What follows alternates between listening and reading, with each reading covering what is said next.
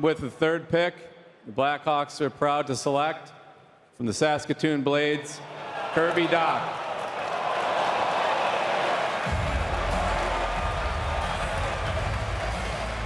He's been compared to a number of players, and a lot of it is because of the size and the skill. Mark Scheifele, Ryan Getzlaf, Jason Spezza. He strips pucks. Some scouts say Sam Cosentino, not unlike someone like Pavel Datsyuk, and he's not a stranger to putting a team on his back.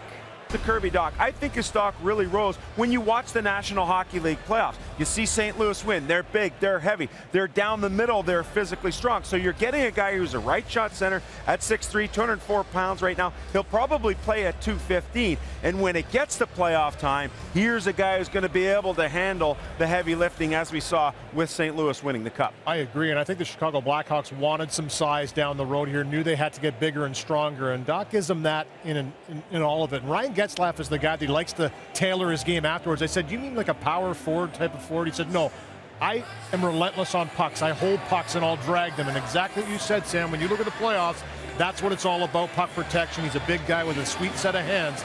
If he lives up to anything like Getzlaf, that's an amazing pick. Ryan, not that you just look for the position and draft based on position, but if you look at the Chicago Blackhawks, down the middle, Jonathan Toews, Dylan Strome, Artem Anisimov.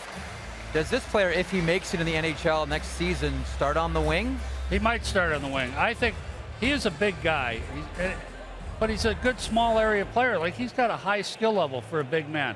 He can make plays in small patches of ice. Lots of big guys can't do that.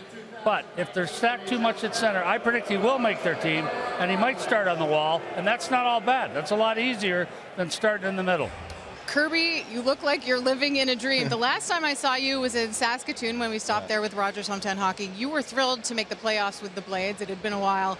Where does this rank? Yeah, this is huge. I mean, yeah, I'm kind of speechless. And kind of taken back. I mean, I've worked so hard to get here, and for it to finally be here, it's a dream come true for sure.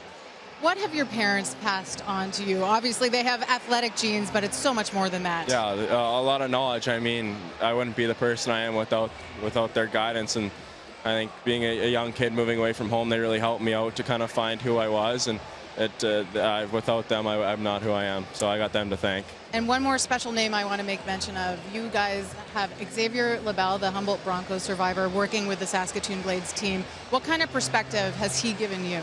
Yeah, Xavier is obviously a huge part of our team in Saskatoon.